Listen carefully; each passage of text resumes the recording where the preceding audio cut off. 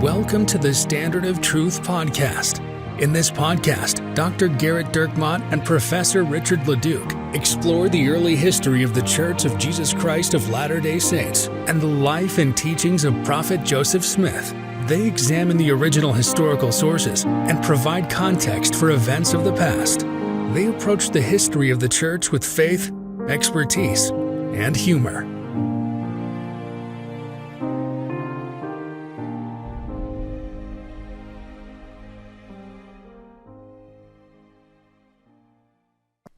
Hi, welcome to another episode of the Standard of Truth podcast. I'm your host, Dr. Garrett Dirkmott, and I'm joined by my friend in person, in the flesh, the nearly Dr. Richard Leduc. Hi, hello, Garrett. Don't sound excited. No, I mean, I was caught off guard. I couldn't remember the thing that I always say every time. I'm pretty sure it's hello, Garrett. Hello, Garrett. I couldn't remember it. I was just so appreciative of that kind introduction. It's nice to be here for Moroni Part 32. Well, this is kind of this is a potpourri. Oh, is it? Okay. Well, we're going to see what happens. Well, we're gonna get into the Phoebe Draper mailbag here. This might be the Garrett Unhinged episode. No. We don't want to get Becky's hopes up because I'm trying to keep it up. It is level. My wife's favorite thing is irritated and upset Garrett. There are a couple of occasional triggers, most relating to Joseph Smith, that get him going. And we received an email that from a missionary who we provided with access to all of the. Makes it sound like we're a drug dealer. We had a contact and we sent some methamphetamine. So we gave her the access to the premium content, as we do with all missionaries. We have actually been inundated over the past 2 weeks, and it has been a real treat. I think over the past couple of weeks we've sent something close to 50 missionaries premium content, and again, all we ask is that you provide us with the missionary email and where they're serving. And baptize at least 100 people. That's all we're asking. That's all we've ever asked. Especially if you're in Japan. That's right. That's why I've taken the content away from my son in Spain, because it ain't happening. You know what? He needs to work harder. My son in Peru's killing it. I don't know what's wrong with my son in Spain. It is funny that lack of work ethic. Your son in Spain has always had a strong work ethic, and they sent him to Spain. Well, you know, he's it's been a good experience as we brag up the younger son who is killing it, and the other one that is finding himself. I feel like at some point Andrew's going to say to you, you know, have I? You've never even let me have so much as a kid to celebrate with my friends, and then when your younger son who went to Peru on a mission, when he comes, oh, it's rejoicing, is it? Oh, yes. Yeah, the son in Spain has been robbed once, but just someone swiped his bag. The son in Peru has been robbed at knife and at gun point. And actually, the gun point is a mildly funny story. He was robbed by the same person, actually, twice. They're in just outside of Lima. I think he needs to take a different route to wherever he's going. This is the thing. Rigdon's like, we know the guy. Everyone knows the guy. The police know the guy. And everyone's fine with him just robbing us. Well, you are gringos. Anyway, he got robbed at knife. And I believe I've mentioned this previously, but when he was robbed by knife, he just said he had a knife. And I was like, you didn't make him like show you the knife? I mean, I could say I have a knife and not have a knife. And he said, well, Dad, you know, my Spanish isn't quite good enough. I didn't realize we were being robbed until it was... Right, you thought he was asking, where are your slippers? Well, Duolingo doesn't have a "you're being robbed" chapter, which is you know what, fun. Duolingo, you do need a "you're being robbed" chapter. That's the most important chapter if you're traveling. Well, sure. Anyway, but then when he was robbed at gunpoint, again, I don't know why I think this is as funny as I do. My wife does not think it's nearly as funny, but he was being robbed, and this time he showed him the gun, and he said. Did Rigdon say, no, show it to me? My dad said to not give any criminals any money unless I could see the weapon. So, like, where is it? So he didn't prove it worked. Oh, okay. Well. So anyway. No, shoot something. If that gun doesn't go off, I will... it's kind of a doubting Thomas situation, but with a gun. Until you shoot this apple off my head, I won't believe. Anyway, so he shows him the gun. And again, I don't know why. You can hear me smiling as I'm telling this story about my son being robbed at gunpoint. I think there's something seriously wrong with me, but he'll be fine. It builds character. So when he shows him the gun, he says, "Give me your phone and your money." And my son says, "We don't have a phone. You stole it from us last week, 2 weeks So ago." how long does it take him to get a new phone? What's he been doing for 2 weeks? They've been writing. He's been complaining. He's had to write everything on paper, and he's had to get a notepad and write all of the things down. Oh, what a horrible, horrible life. I know.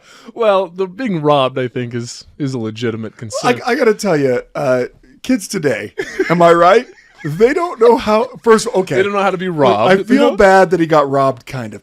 But second of all, kids don't know how to write or read cursive. No. So No. we have a good friend of ours who was running for city council in Spanish Fork, and friend of the show. I think you mentioned this in the premium. Yeah, and he had my son registered to vote for the first time, just turned 18, and so he could vote for his friend in the ward, and he couldn't sign his name. I mean, at all. Like, if I were to put a picture of his signature up on our website, we would become a comedy site immediately. The only problem is then you would all be able to copy it because it's so ridiculously horrible, and then someone will have stolen it. I think in the Condemned to Repeat It Declaration of Independence talk Part about it. 2, you I think described it like a caveman would grab a pen and just hold it like a club and just that's essentially block what they're letters. doing right now. Yeah. Well, anyway, so when he's getting robbed and he tells him, "I don't have a phone. You stole it from us 2 weeks ago," the robber laughed and kind of taps him on the shoulder. "Oh yeah, that's right. All right, just your money then." So they gave him his money. Have they tried calling his phone? No. Oh. No. Because maybe they could call him and say, "Hey, we have some more money to give you. What road are you on right now?" And again, part of the reason that's funny is because he's fine, and he's still with us, and he's in a different area now where there's far less robbings happening. So good for Rigdon. Well, on to the Phoebe Draper mailbag. We have a lot of mail. We are avalanched in mail. So we apologize for those people that we won't respond to or read on the air, but we will read all of them. We read all of them, but we are avalanched. Yes. Keep sending mail. So there are a couple ways to get your email read. This is the most effective. I don't know if I believe it or not, but this certainly is the most effective. We're going to find out. We're going to hold her to it.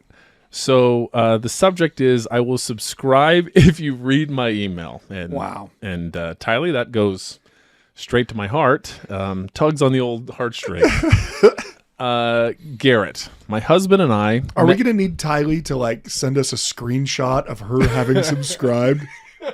Tylee, if we don't get a screenshot of you having subscribed to the premium content, we revoke reading this email. Yeah, I know that Garrett has hard feelings toward the state of Missouri, but similar to Thomas. Oh. Yeah, show me. You got to show me. My husband and I met you at the Joseph Smith Papers conference, and we were fangirling. We were disappointed we didn't get to meet Richard. Well, you know what they say, Tylee, never meet your heroes. I want to know from either of you, if you've learned anything new recently about Joseph Smith and what it was. Hopefully, it makes it on the podcast. Thank you for the insightful, funny, and faith-promoting commentary. We love listening to you guys. That's very kind email. Thank you very much for the email.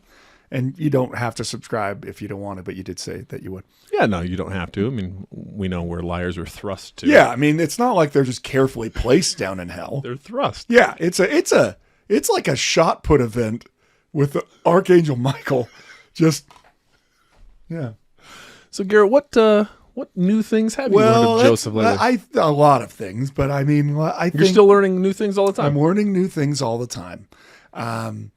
But I think maybe we'll answer that by doing our another email here. Okay. Yeah. Here we go. Yeah. This is from Sister Rawlings. Dear Dr. Dirkmont and soon to be, if not already, Dr. Leduc. Well, never, Sister Rawlings, but I appreciate your support. I'm currently serving a mission in Pennsylvania, and several of my areas are bordered or have bordered the Susquehanna River. In the area I'm serving now, I get to drive over it every day.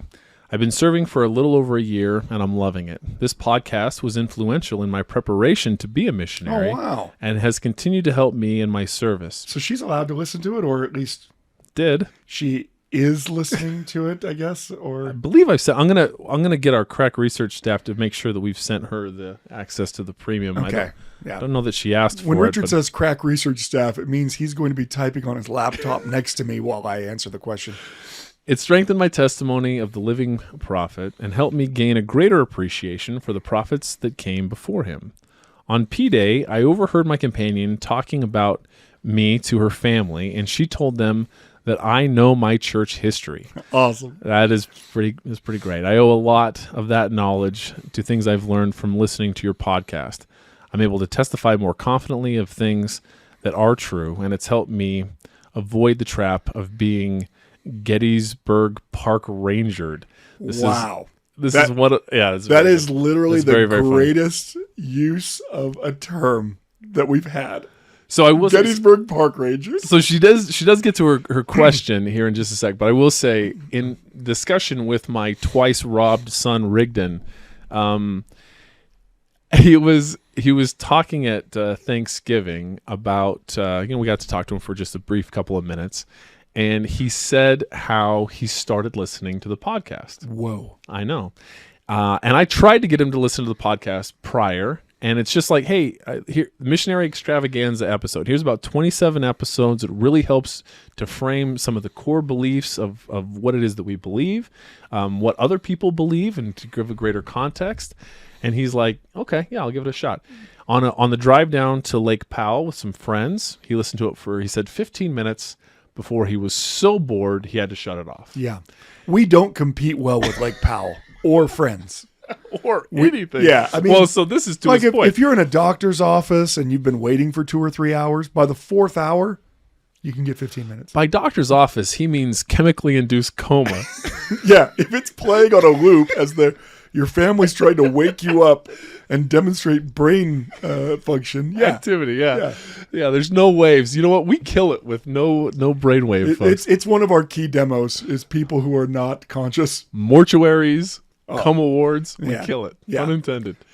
So, anyway, so he says, I tried and just so boring. And he said, but you know what? I started listening to it again, and he's got a companion that new companion. They haven't quite developed the close friendship that sometimes occurs with companionships. With being robbed. Yeah. And so he's got a lot more downtime, where he, has nothing to do, maybe in the morning or evening as he's going to bed. And he said, when the alternative is nothing, it's not bad. I think that we should probably have that put on a T-shirt. When the Yeah. Standard of Truth When podcast, the when the alternative alternative is- is nothing, it's not bad. Yeah. He didn't say it was good. He said not bad. He's always been very, High very praise. effusive with his praise. He's always been the child you had that was always telling you what a great job you're doing. Oh yeah, constantly. I laughed for a good 5 minutes when he said that. Now to my question from Sister Rawlings here. A few weeks ago, my companion and I got off a call from a random number. We answered, and the man asked us if we could tell him how to get to heaven. We were ready for the biggest miracle ever. After explaining briefly faith, repentance, baptism in the Holy Ghost, and enduring to the end, he said, "This is Mormon, right? I don't agree with your church." He then proceeds to tell us a story about how someone in our church faked walking on water by placing boards under the surface, and as a result, everyone in our church is dishonest, and then hung up. We had a lot of questions after he hung up, but was wondering if you know the answer to any of them. I asked my family, and they found a few things indicating it was Joseph Smith, but the sources were sketchy at best. Did this happen? Who was involved? What do other sources look like for this event? I've been a member of the church all 20 years of my life and have never heard anything like this story. Where would this random guy have heard it? Thanks for your podcast and your humor. I'm grateful to be able to listen and laugh at the same time. Sincerely. She says, by the way, P.S. I just used glossolalia in a sentence. Bonus points? Glossolalia. Did she use it as a sentence with who? With an investigator? Look, if you come to church on Sunday, I can promise glossolalia. Or that there won't be. Well, maybe. We're trying to get them to the church. We did do a glossolalia episode. We did. So I think that's what she's referencing. She also indicated that she's the daughter of one of our other listeners. Yeah. That's right. Yeah. So I'm sure Brian is also aware that we're reading that email. So yeah, glossolalia. Wow, that's way to throw that out. How would that be pronounced in Baltimore, Garrett? Well, so some people, I certainly don't want to indict everyone in Baltimore. They have trouble sometimes with a good pronunciation of an L. So sometimes people from Baltimore, they kind of swallow the L. So you don't actually say the L. You say L, not L. And so, but you could have a chance to, if you come on our tour, we're going to start in Baltimore. We start in Baltimore. We go Fort McHenry, and there, that's where our Constitution was written. I apologize to literally everyone from Baltimore, but no, it's Baltimore. If you meet, no members of the church are living in Baltimore. If you do ever meet someone who's like really from Baltimore, you're going to have to buy the L the same way you'd buy a vowel from Vanna White. I mean, there's no L. You can't. L's are all in the back of their throat and gone. Richard tried to get an oil change there once. Well, so I used to do a lot of work in the DC area, and it was in the automotive aftermarket. We'd go and work with different distributors, and we'd be just in the heart of Baltimore. And I am staring at their lips, trying to understand what is happening. And I am like, I assume we have at least some listeners from Virginia that will. They're more than willing to call up and be like, yeah, I can't understand them either, but in a very hoity-toity lovely, voice. Wonderful people all. Okay, so I'm going to try to not get mad as I answer the question. So you're saying Joseph Smith didn't think walking on water? So I love the fact that you had your family look it up, and they were like, yeah, I think the sources are sketchy at best. This is an understatement to say sketchy at best. So where does this originate? This originates from, well, first of all, this claim that religious persons were trying to feign walking on water in order to get converts is actually a fairly common trope that's used by people attacking those religious traditions.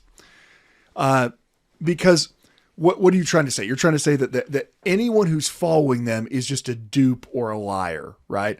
I mean, first of all, I mean, it's hard for me to not be mad that some clown looked up who the local Latter-day Saint missionaries were in Pennsylvania and then called them up pretending to be interested so that he could then say, oh yeah, what about this? And then hang up the receiver before there was a chance to respond. I'm assuming he ended the call with Baba Booey. Yeah, I'm sure it was something like that. I mean, when if you were served a mission, you would sometimes get this kind of like drive-by yelling of things from cars. I recall in Wisconsin, one time we didn't just have people yell at us that we were going to hell. We were walking and someone drove by with paintball guns and proceeded to shoot primarily my companion. He missed most of me. I dove out of the way as I saw the late model Cadillac coming around the corner with a barrel laying. I said, watch out. And he got pelted with a bunch of pink paintballs. That's not bad. I got hit with a giant big gulp. Oh, was it full? It was pretty full. What, was it a sticky soda or was it a diet? Because that's how you know whether it's in jest or whether they mean it. Can I tell you what? It wasn't like a red soda. It was like a Sprite or. Oh, someone who's hitting you with a Sprite. They're basically saying, you know what I love? Refreshing. Mormons. That's what they're saying. It was a hot day. It kind of reminds me of when Brigham Young is trying to convince the Latter-day Saints, I mean, look, the Saints have been driven and driven and driven and driven and driven. So when they get driven from Nauvoo, they set up several way stations on the way through Iowa to help the people that are trying to collect and gather. And one of them is Mount Pisgah and the other is Garden Grove. Well, the people who are assigned to kind of manage and run Garden Grove, well, they plant crops. They're industrious. So they start building cabins and they start building a little town there. And they're planting crops. And eventually Brigham Young kind of has to, send the letter to those people saying, hey, I know you've made Garden Grove kind of a nice place, but it's time to get to the valley. You know what I mean? And it's actually kind of hard for people to leave because they're out in the middle of nowhere. I said Iowa, okay? I already said the words Iowa, and it's 1846, 47. I mean, yeah. Essentially, I could throw a dart anywhere in Iowa, and if probably it's the same level of ruralness. Anyway, and Brigham knows this is kind of a hard thing in this letter that he's saying, I know you've moved. I know you're safe there and you feel fine, but you need to gather with the rest of the saints. And then in a very tongue-in-cheek way says, you can try to sell your properties. You could always cross the border into Missouri and offer it to them. They would probably buy all your properties just to be rid of the Mormons that are nearby. I thought it was pretty funny. It's pretty funny. And trying to lighten the mood a little bit. And so, yeah, you know what? Someone who's throwing a Sprite at you, I feel like that's the same thing as love. Oh, it was like 107. It was a hot day. Well, so we got hit by paintballs. My companion was so mad. Like, I wasn't happy. He was raging, like raging. Like, I'm like, well, let's go home and get changed, Elder. And he was so angry he couldn't stand it. He was so mad. And I think he'd had kind of a rough mission up to that point because I did say we were in Wisconsin. Yeah, and that's the giveaway. So I think maybe he was just like, you know what, I'm done. And it was a little bit rough. But this is more like a drive-by anti-Mormoning, like our extreme anti-Mormon that we've talked about, who's doing a tricky flip as he does a 180, 360, maybe a new 720 Joseph Smith faked walking on water. So the first thing, as I said, that you want to get out is that this is actually a relatively common refrain.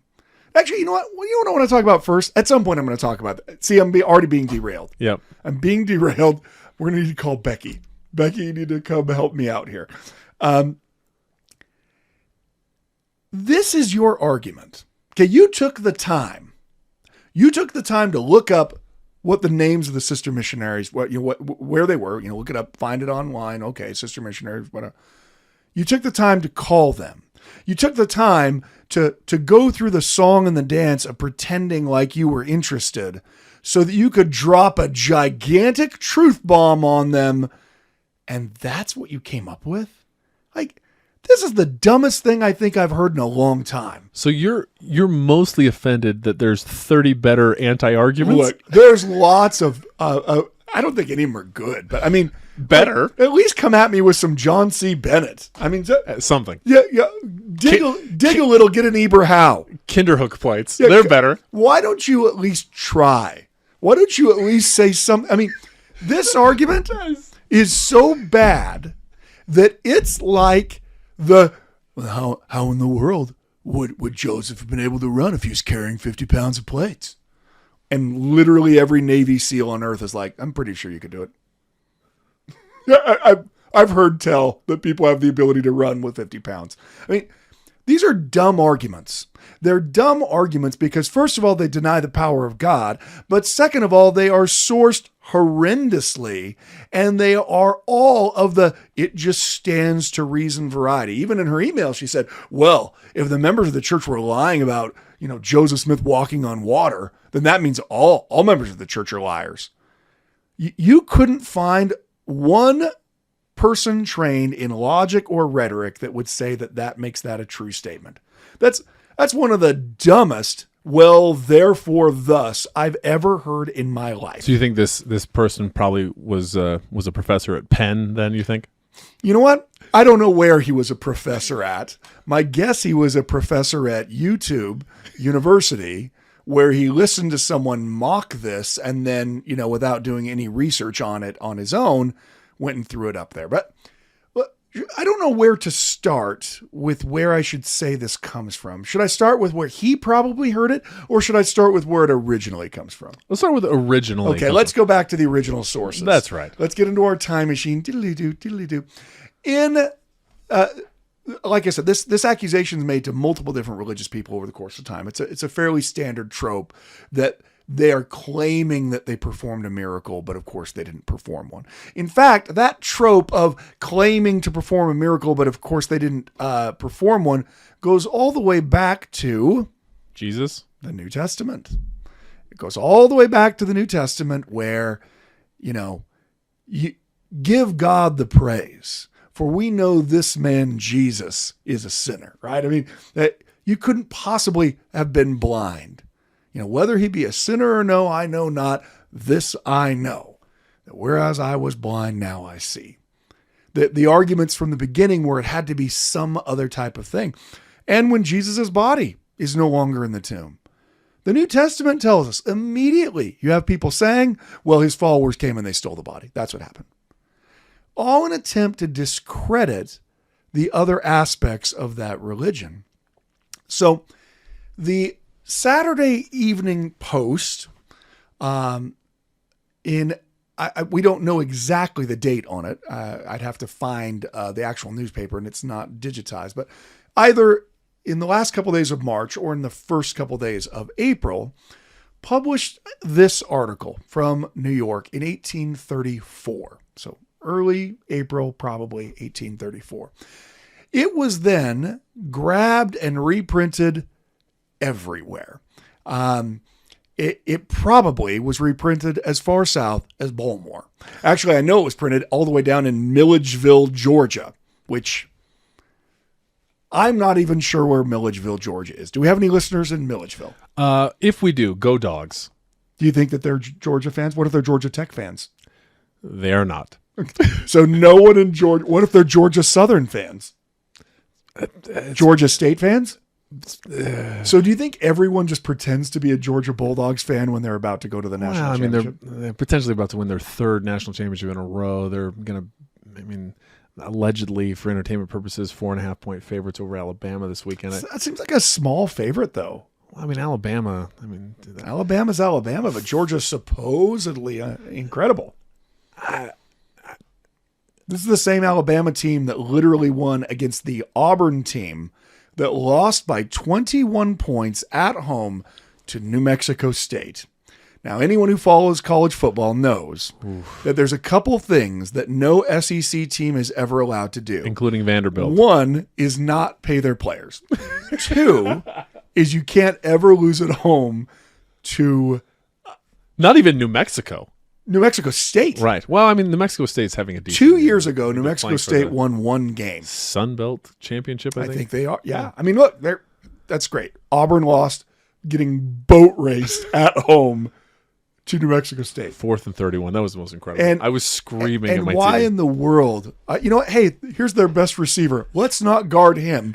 Let's guard. We've got 4 guys on the tight end Single who's coverage. at the 10-yard line. Like, we're guarding a guy on the 10-yard line. Okay, they have to score a touchdown on this play. The game's over if they don't. Let's guard the guy on the 10-yard line. Let's just everybody go there.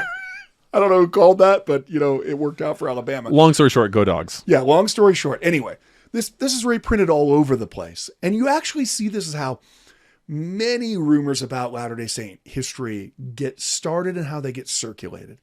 Once you get a false story into the print media, this is going to sound crazy to someone living in the 21st century, but most newspapers did very little of their own research. Most news outlets simply immediately reprinted or republished something that they heard anywhere else.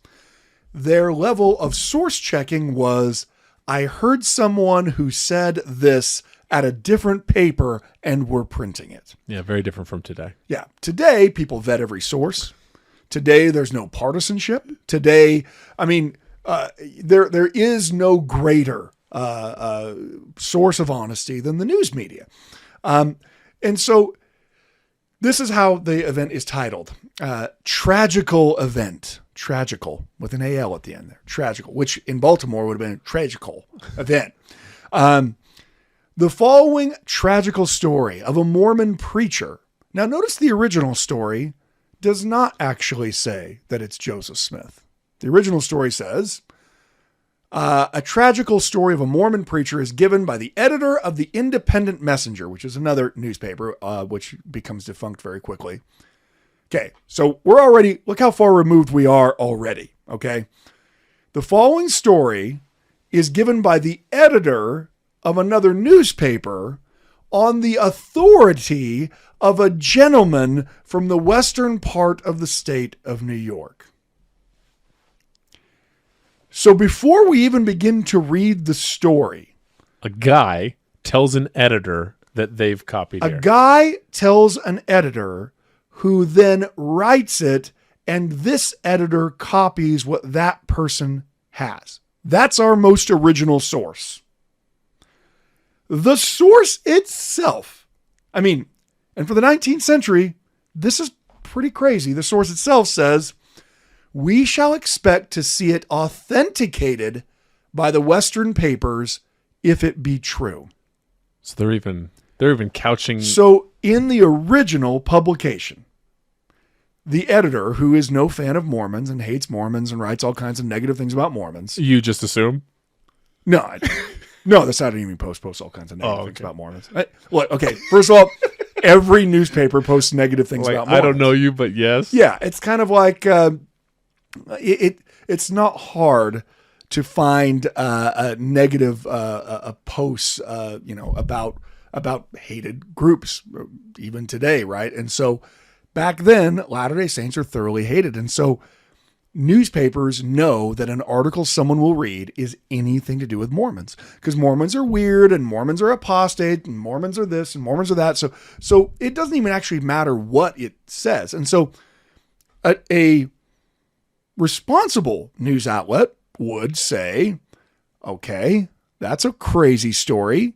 How about we go find out if that's true? Because if it's true, well, let me read the rest. So you'll know why it's true. But just so you know, sister, the original source of the story itself says, we don't know if this is true. It'll have to be authenticated by other Western newspapers, Western New York newspapers, which it was not. We expect it to be authenticated. Yeah. Is what they said. Yeah. In a town where the delusion was made, where the delusion had made numerous converts. Now, this is how you know someone is writing without bias, right? They couldn't just say, in a town where multiple people had converted to Mormonism. Instead, they say, in a town where the delusion had made numerous converts. I think when you refer to a religion as a delusion, that's not the most unbiased way to talk about it. There are other ways that could be, more slightly even-keeled.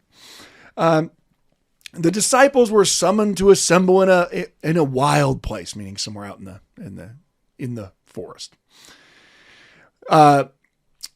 Circumjacent to a pond, on the water of which a gifted elder announced that he should walk and preach. Okay, so these Mormons have just given out, you need to come out.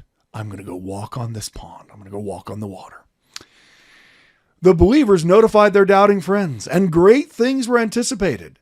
But it seems there were a few wicked Lamanites who secretly set themselves to make mischief. That's kind of funny, actually. Yeah, it shows that they're Tip of the cap. they're there. using the Book of Mormon pejoratively to attack Mormons. Yeah. Yeah. That's what I meant by funny. Yeah. What? Latter-day Saints have such a low threshold, and I'm not really referring to Richard here, but I kind of am. Like, we are so used to being hated by everyone that if anyone even shows us regard at all, they don't even like us, but they show us any form of respect, they suddenly become the most popular person in all Mormondom. hey, yeah, they were interviewing so-and-so, the actor, and he said, oh, I don't mind the Mormons in Utah. I thought it was fine. And suddenly he's like the most famous actor in Utah. Like, our threshold is, if you don't hate us as much as everyone else hates us, we love you. Yeah, I think that's pretty fair. The believers were notified to invite their doubting friends. There were a few wicked Lamanites who secretly set themselves to make mischief, choosing this opportunity just before the appointed day of miracles. They ascertained by means of a raft that the pond had to be traversed was extremely shallow, a thin sheet of water covering a common swamp mire. So they got to the pond and like, yeah, I'm going to go out and walk on, Billings Pond or whatever the name of the pond is. So they go out to examine the pond. Well, first of all, there's hardly any water in the pond. It's basically it's mud with a little bit of water over the top of it. A thin sheet of water covering common swamp mire. This mire was found to be of a consistency nearly strong enough, except within a small central place, to sustain the weight of a man. They soon discovered a line of plank laid in perpendicular direction completely across the pond, sunk about 4 inches under the surface of the water. These were fastened down and locked together and so daubed with mud as to be quite imperceptible to the neighboring detectives. They resolved on preventing the miracle by sawing the concealed bridge in pieces, just where it crossed the deepest and most dangerous part of the pond. I don't know what the deepest and most dangerous part of the 4-inch water pond is, but I know if you don't know how to swim, it's the 5-inch water. Yeah, like get you. The 5 inches, and that was it. They sawed them apart, and this was done and left seemingly as they found it. So now you got so far. This is the description that this Mormon preacher went out and found a pond that looked like it had a lot of water in it, but in point of fact was only 4 or 5 inches deep and was just so muddy that you couldn't see the bottom, but it looked like it was a deep pond. And then spent what is unquestionably days and days and days and days putting board planks all across the bottom of where he planned to walk, and then somehow found a way to attach those boards together and also to the bottom of the ground. I'm not saying that that's not possible, but I am saying, wow. Well, to defend the dangerous nature of this, according to the University of Rochester, a child can drown in as little as 1 inch of water. So 5 inches of water. So are you suggesting that he's putting the planks out there to help kids? Well, I'm just saying. I mean, you're coming at this with pretty aggressively. I'm saying there are some points that 5 inches is more dangerous than you think. Except he's not trying to cross it safely. He's trying to lie to everyone to prove he can walk on water. He stands by the University of Rochester. Which is in Western New York. That's my point. Yeah, you know what I mean? Okay. The expected day arrived. The congregation placed themselves in as if in an amphitheater on the surrounding slopes, and the preacher appeared at the edge of the water. Presently he raised his senatorian voice, and as he paced his invisible bridge with a step apparently unearthly, taught and warned the people. So they claim that this Mormon preacher then began to demonstrate that he was walking on water as he was preaching to the people. But of course, walking on his fake bridge that was actually across the mud of the bot. You know what? I want like a Mormon Mythbusters where we go try to see if this could even occur. We need a donor. Yeah. We need somebody. Someone to donate some planks of wood. No, we need someone to donate the money to fly us somewhere where we can find Western a pond. New York? Yeah, to find a pond that's similar and then try to attach boards to the bottom. A pond around here. We can't. We have to go to New York. No. Well, look, I'm not trying to steal a vacation out of someone. Why would I go to New York? Yeah, you know what? You know the best place to do this? Fiji. Fiji is the place. Yeah, you can't swing a dead cat without a 4-inch pond. You need a pond that has a certain level. Anyway, It's just so preposterous. But part of the reason that this is as believable as it is to readers is because they already believe that Mormonism is so preposterous anyway. Which is exactly the confirmation bias that affects all kinds of hated minority groups, whether they are religions, whatever. If people already are predisposed to hate that group, then yeah, it's super easy to convince them. And if you don't believe me, just do this thought experiment in your mind right now. I don't know what your politics are, okay? Even though many of you send them to me in emails. I don't know what your politics are, but I want you to think about this. If whoever you are, against in the upcoming American presidential election, whoever that person is that you don't want to win, I don't know who that is. I'm not projecting anything. So whoever that is, whatever constitutional law party candidate you've got in your back pocket, whatever. Okay. Let's say a news story breaks about this leader of the opposing party that you don't like, talking about something that they've done. How hard is it for you to believe that they've done that nefarious thing? Now, maybe you wait and you're a little more circumspect, and so you spend a little bit of time trying to research to see it. But your initial reaction, if someone were to tell you that the leader of the opposing party did something nefarious, criminal, wrong, evil, would be, yeah, of course they do. That's what they do. That's the kind of stuff they always do, right? Now, exact same scenario, only the negative, detrimental report is about the person that you want to win. Well, how is your reaction different? Suddenly it goes from, yeah, of course it's totally true. I don't know the source, but I'm sure it's true, to, well, I mean, do we even know who said that? Right? Suddenly our source matters when it's someone we're trying to defend. And in Latter-day Saints cases, no one's trying to defend them. So the sources never matter. Now, there are occasions where the outrages against Latter-day Saints will be so great that people will say, hey, like I hate Mormons too, but you can't just like murder them and stuff. I mean, so you'll occasionally get that. But even then, more commonly, what you will get is, yeah, it's so sad that so many of them were killed in Missouri, but I mean, they kind of deserved it. It's too bad that their leaders led them into that. It's the example you gave at the conference that you attended, where the guy's like, but polygamy though, right? Yeah, it's all about polygamy, right? Well, I mean, no, they were being murdered long before that. But polygamy, yeah, polygamy.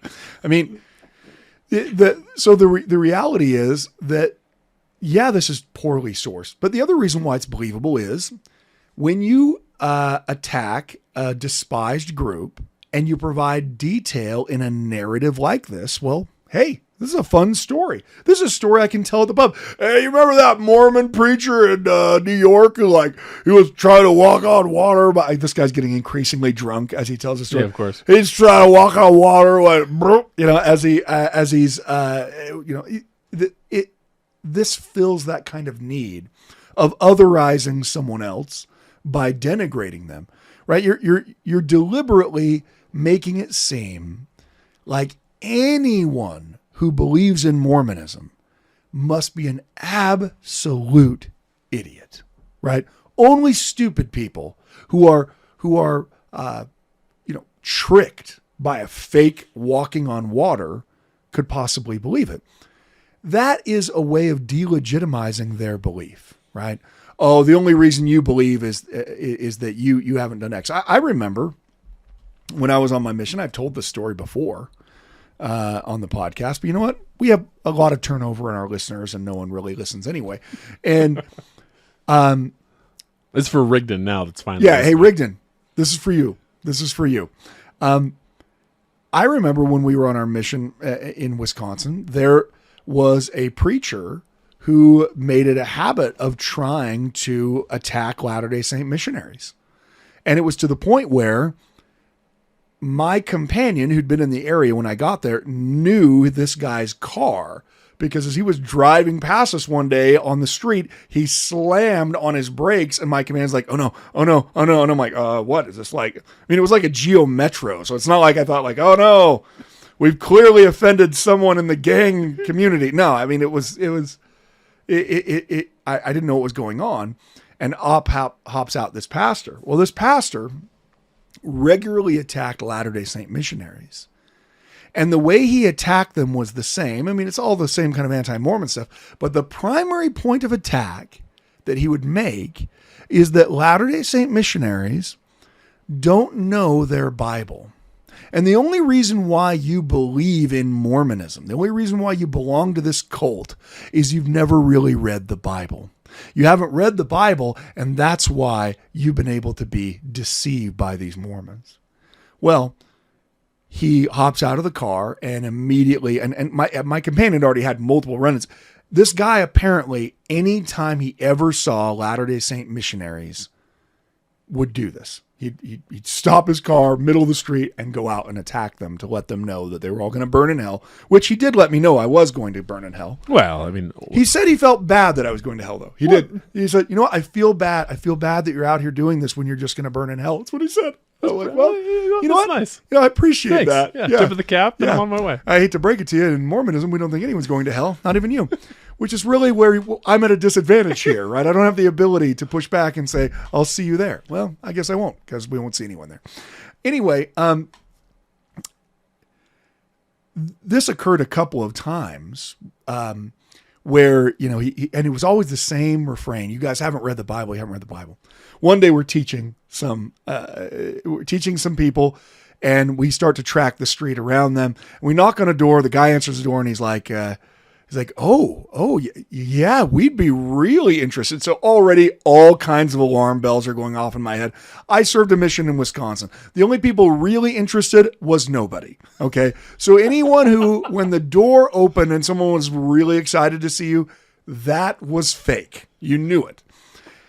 And they said, yeah, well, we're just finishing dinner right now, but we'd love to have you come back in about 20 minutes or so. And I look, the table's completely bare. No one's sitting there eating. I can see inside, oh, you're just finishing dinner, huh? Well, so we go and we knock on the rest of the doors in a futile attempt to get anyone to listen to us. And we head back over to the house, heading back over 20 minutes about. Right as we head back over, whose car do we see pulling into the driveway? Brother Dave, the pastor who was always attacking us. And so come to find out that we'd knocked on one of his best friend's houses. And so we just called this, pastor over. And so we go, I mean, I'm not going to be a coward, right? So we go knock on the door. Now, I didn't know. I mean, okay, maybe I did know. I hope my mission president isn't listening to this. He's not. Yeah. Okay. Yeah. It's safe. It is a safe thing. Is that when I say, is someone listening to this, and the answer is always nobody? Yeah. It makes it easier. Sister Rollins is listening to this. Well, she stopped listening weeks ago because we didn't get to her email till now. True. Yeah. Anyway, so we go inside and, we start trying to teach, like we said. So we start trying to teach our first discussion. And, we get about to the Joseph Smith story, and Brother Dave just immediately interjects himself and starts going on and on. And he starts this. He waited that long? He did. It was interesting. I think. So he made it through. Most people believe I feel like he thought that he would be able to maintain his composure longer, just like me answering this question on the email. I thought that it wouldn't take me this long because I didn't get mad. This episode's for Becky because she likes it when I'm angry. Anyway, he interrupted and, started citing things. And he said, look, your religion's false. It's obviously false. The Bible says that it's false. There are all these scriptures in the Bible that demonstrate that what you believe is false. And he then began to try to quote a passage from Isaiah. And he couldn't remember. Oh boy! So he's stepping into Mormon country on that. So Isaiah's. He goes to quote this passage from Isaiah in the Bible. It was a common anti-Mormon thing, right? That there are no other gods, right? And he said, that's why in Isaiah it says, and he stumbled a little bit. I mean, look, everybody stumbles. I stumble all the time. But he had already made this gigantic big deal over and over and over. And this is the third time we met with him, where we didn't meet with him. He just showed up when we were trying to teach people, that the only reason we believe is that none of us have read the Bible. Right? You've read one verse here, one verse there, if you really read the Bible. And so as he's stammering there, trying to remember the verse of the anti-Mormon critique that he's trying to lob at me, I said, well, the verse you're looking for is in chapter blank and blank, and told him what it is. And I said, but I guess we need to read the Bible more, right? Now, that wasn't right. No, that was not. That was not right. But I was mad then. I'd say I have a problem. Yeah. I have a problem. What was his response to that? He was silent for a minute. And he was like, and he like turned to it to me because I get, and he's because you're a liar. He's like, yeah, that is it. I mean, so he stammered a little more, and he's like, well, how can you know that and still believe? And I was like, I've read the Bible. I've read the Bible multiple times. I believe because of the Holy Spirit. No, we went on a whole nother thing. But the point is, his whole argument was to delegitimize my faith. Only stupid people, only uneducated people, only tricked people, only people who have something to gain, only people who are skimming tithing receipts off the top, only people who are X, only people who are Y could possibly believe. Instead of allowing the legitimacy that we allow other people in their religious beliefs, that they really, really, really believe. Even if it's weird, they really believe it. And instead of trying to make it seem like they're stupid or they're idiots or they just aren't educated the way I'm educated, maybe we just let people tell their own story. I digress a great deal, however. So this back to the Mormon preacher who's walking back and forth on his planks that no one can see, which first of all is preposterous. I want you to think about this. If the water's 2 or 3 inches deep and it's so dark and muddy that you can't see the boards, but someone's clearly walking on boards, that would be ridiculously obvious from the shoreline. That's why we need to do a Mythbusters on it. But alas, so back to him walking back and forth. All ears were open, every eye strained from its sockets with astonishment as he's walking on the water. But alas, just as the miracle workers seemed to have wrought a conviction of his divine power to the wondering hearts of the multitude, lo, he stepped on one of the detached pieces of plank and sailed sideways, and instantly plunged, floundering and sinking into the deep water mire, mingling shrieks and screams and shouts of the mingling shrieks and screams and shouts of the spectators, all in a rush of commotion, were appalling.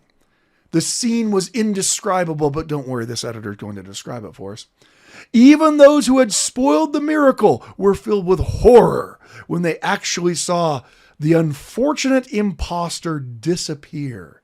They had not dreamed that their trick would cost him more than the fright, discomfort, and disgrace of being submersed and afterwards struggling to the shore, all along taking it for granted that his plank would enable him to swim, however it might treacherously fail him to walk.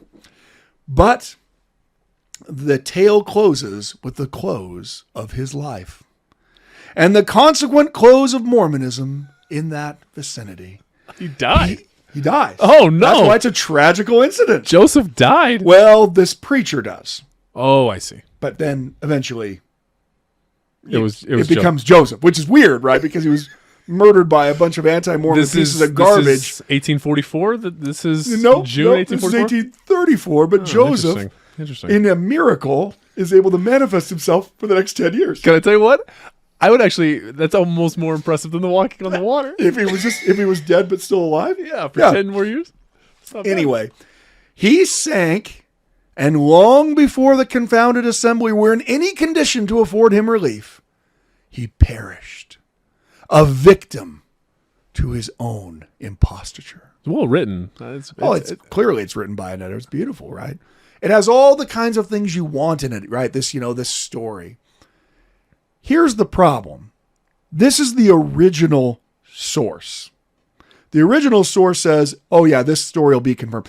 As I've said before on this podcast. So it's original source because we don't have the editor of that other paper, we don't know who the gentleman is. Who's the gentleman from Western New York? I mean, this is essentially the same as me walking into a local newspaper today saying, I watched Richard try to walk on water and he fell down and died. And then that person going to the Salt Lake Tribune and saying, hey, we've got this great story, Richard's dead. Yeah. Well, so that's the best part about this, right? It really is a jumping of the shark when you try to claim death. It really just is. You should always claim he was embarrassed, but notice there's no name of this preacher, right? He's so well known that the entire community's there to see him, but the informant who knew all about this story doesn't know who it is, right? That's a pretty big red flag. Yeah, we don't have a name, but just everybody knows him. Everyone knows him. Larry, the drunk, everyone knows him. Knew him. Bill, the adulterer. They knew him. Well, yes. Because he's no longer with us. Now, it's kind of like I said, I've said on the podcast before. One of the easiest things in the world to determine is whether or not someone is dead. It's actually pretty simple, right? I realize there's cases where someone goes missing and then you don't know whether or not you don't know what happened to them. But if there's a Mormon preacher in a town and he's been there for a while and a bunch of people have been converted by him and he drowns in a mire pond because he was trying to walk on water, he's going to have a name. People are going to know that he's dead. It's pretty simple to figure out whether or not someone is dead in that circumstance. And of course, we don't have a name because we don't have a body, because we don't have a death, because the story's made up. Now, this story, as I said, is reprinted all over the place, from the deep south to the papers in the west. It's in Indiana within days. It's down in Milledgeville. It's in Virginia. It's in the Catholic paper, the Boston Jesuit. That's kind of a giveaway that it's a Catholic paper, right? I get all my betting lines from the Boston Jesuit. The Boston Jesuit. Where were they on the New Hampshire game then? Yeah, it's true. Yeah, I told you they were looking past. They're going to Kansas. That's true. If UConn, didn't quite cover. They only beat by 20. By 20. And they were supposed to win by 31. Yeah. Yeah. You know what? 30 and a half. Well, I mean, it's hard to get a half point in basketball. So well, that's why I don't want to push. Well, so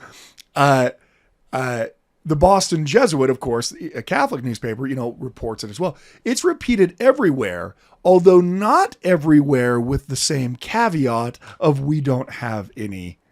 We don't know whether or not this is confirmed. So they drop all of that. Well, why would you put into your paper we don't know whether or not this happened? Well, because they printed it, so it must be good enough. Well, so let's go to the fact that this actually gets widespread enough treatment that the Latter-day Saints themselves decide that they need to respond to it. When does Joseph's name get attached to it? That's later down the line? I'm jumping ahead. You know what? This may be a two-parter.